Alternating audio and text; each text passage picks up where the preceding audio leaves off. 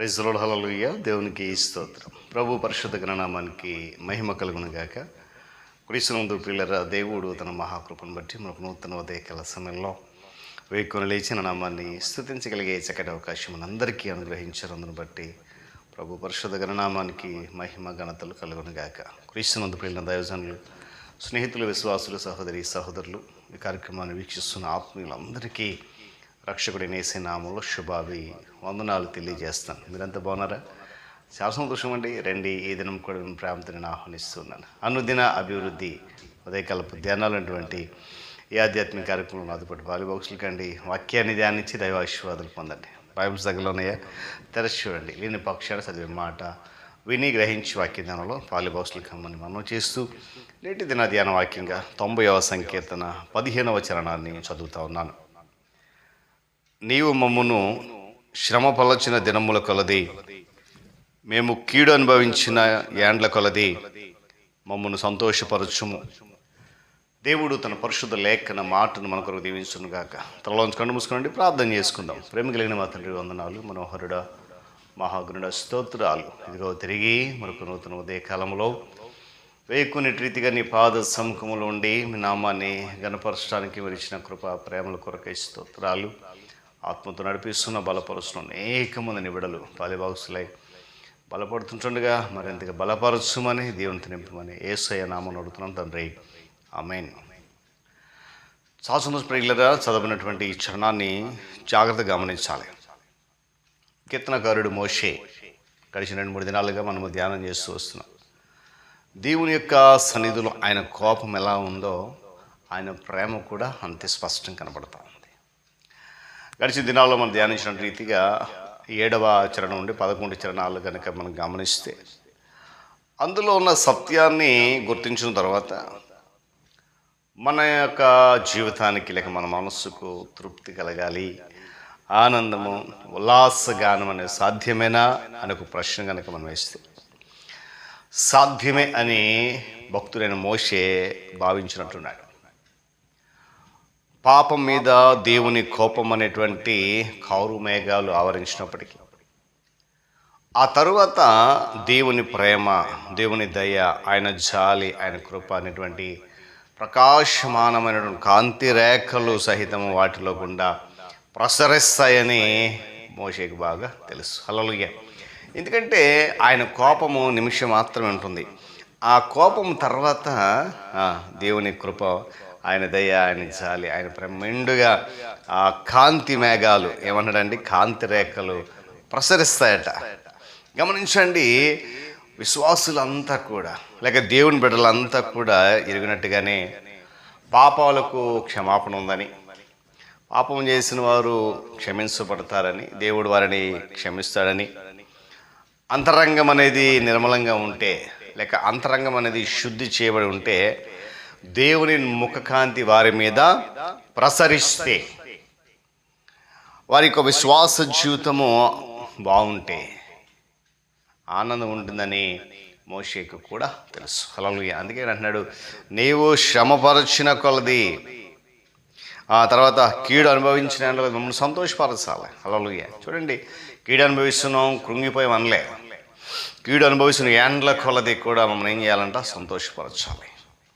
పిల్లలు గమనించారు, ఉదయకాల సమయంలో ఈ కీర్తన మనము ధ్యానం చేయాలి, జాగ్రత్తగా ధ్యానం చేస్తున్నాం. దేవుని కోపం ఉంది. ఎందుకనంటే మానవులు చేసిన పాపానికి వ్యతిరేకంగా దేవుని కోపం మండుతుంది.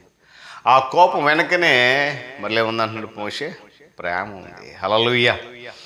పాపానికి వ్యతిరేకంగా ఉన్నటువంటి దేవుని పవిత్ర కోపం మధ్యలో విశ్వాసులు జీవిస్తున్నప్పటికీ లేక నివసిస్తున్నప్పటికీ కూడా ఆయన పవిత్ర ఆనందము హృదయంలో వారు నివసిస్తున్నారు. ఆయన కోపం ఉంది, విశ్వాసం మీద కాదనట్లే.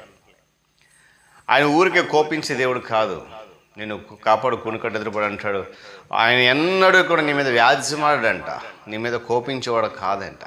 కాకపోతే మనము చేసినటువంటి పాపానికి వ్యతిరేకంగా ఆయన కోపం వండుతుంది. ఆ కోపం తర్వాత ఆయన హృదయంలో, పరిశుద్ధ హృదయంలో మనము ఉన్నాము అనేటువంటి నివసిస్తున్న సత్యాన్ని గమనించాలి.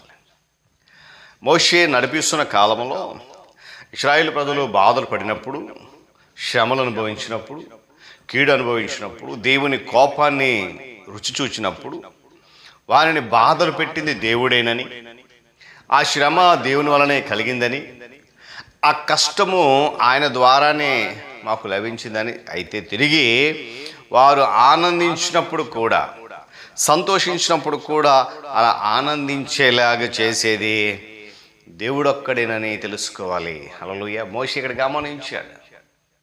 బాధ పెట్టిందంటే అందుకే అంటాడు కదా, గాయము కట్టువాడును నేనే, గాయం పెట్టువాడును నేనే అంటాడు.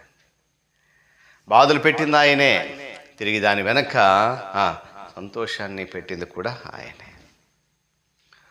వాగ్దాన దేశాన్ని స్వతంత్రం చేసుకోగలవారు, ఎడారిలో తిరుగులాడినటువంటి వారి సంతానం, వారి తండ్రులు ఒకప్పుడు సూచన రీతిగా వారు దేవుని మహిమను తేరు చూడాలని మోషే ప్రార్థన చేస్తున్నాడు. వారి పితరులు పాపము ద్వారా, తిరుగుబాటు స్వభావం ద్వారా, వ్యతిరేక స్వభావం ద్వారా అరణ్యం రాలిపోయారు. కానీ ఇప్పుడు ఆ దేవుని మహిమను వీరు తర్వాత తేరు చూడాలని ప్రార్థన చేస్తున్నాడు. దేవుని మెడలుగా, విశ్వాసులుగా స్థిరంగా నిలిచి ఉండేటువంటి ఆ పనిని, దేవుని ఆశీర్వాద ముద్రను కలిగి ఉండేటువంటి పనిని సాధించాలని, ఆ పని వైపు మన గురి కలిగి ఉండాలని మోషే ఆశయం. మనకి ఆశయం ఉండకూడదా? గమనించాలి. దేవుడు ఒక శ్రేష్ఠునికి వాగ్దానం ఇస్తున్నాడు, కిరీటం ఇస్తాను అంటున్నాడు. అటువైపు స్థిరంగా నిలిచి ఉండమంటున్నాడు. అందుకంటాడు కదా, అంతం వరకు సహించిన వాడే కిరీటం పొందుతాడు. కనుక ఉదయకాల సమయంలో పిల్లరా, దేవుని కోపం ఉంది, కోపం వెనుక ఆయన ప్రేమ ఉంది. ఆ ప్రేమలో, ఆయనలో మనం ఆయన పవిత్ర ఆనందంలో మనం జీవిస్తున్నాం. కోపం క్రింద జీవించాం కరెక్టే, కానీ తర్వాత దేవుని ఆనందంలో కూడా మనము నివాసం. కనుక సరే, దేవుడు కోపించినా క్షమించేస్తున్నాడు కదా అని మరలా మాటికి పాపం చేస్తే చూస్తూ ఊరుకునే దేవుడు కాదు. కాబట్టి పిల్లరా, పాపం జోలికి వెళ్ళొద్దు. దేవుని యొక్క ఆనంద హృదయం, ఆ పవిత్ర హృదయంలో, ఆ ఆనందించగలిగేటువంటి హృదయంలో మనము కూడా ఫలిభాగస్సులం అయ్యి ముందు కొనసాగుదాం. దేవుడి మాటలు మన కొరకు దీవించిన కాక. తలలోంచి కన్ను మూసుకోండి, ప్రార్థన చేద్దాం. ప్రేమ స్వరూపి మహోన్నతుని మీకు వందనాలు. తిరిగి మనకు నూతన ఉదయకాలంలో, నూతన వారం ప్రారంభంలో నీ మాటలు వినగలిగే శక్తిని మాకు ఇచ్చారు. ఈ 90వ సంకీర్తనను శ్రేష్టమైనటువంటి నీ మాట ధ్యానించే కృపనిచ్చారు. నీ స్తోత్రాలు నాయనా. విలువైన నీ మాట ధ్యానం చేసి మోషే రాయడం ద్వారా మోషే జీవితంలో అనుభవించిన అనేకమైనటువంటి కష్టాలు అయితేనేమి, శ్రమలు అయితేనేమి, ఆ తర్వాత పొందుకున్న నీ ప్రేమ, నీ దయ, నీ జాలి, ఇవన్నీ విషయాలు ప్రజల మీద కుమ్మరించినప్పుడు ఎంతో సంతోషించాడు. అటు రీతిగా ఒకవేళ మేము నీ కోపానికి గురైనప్పటికీ తిరిగి ఆనందం పొందుకుంటామనేటువంటి శ్రేష్టమైన సత్యాన్ని గ్రహించి ముందుకు భాగ్యం ఇచ్చింది. ఈ కార్యక్రమం మరింతగా నీ కృపచేత, నీ ఆత్మచేత బలపరిచి నడిపించండి. యేసు నామముని ప్రార్థన అడుగుతున్నాను తండ్రి, ఆమేన్.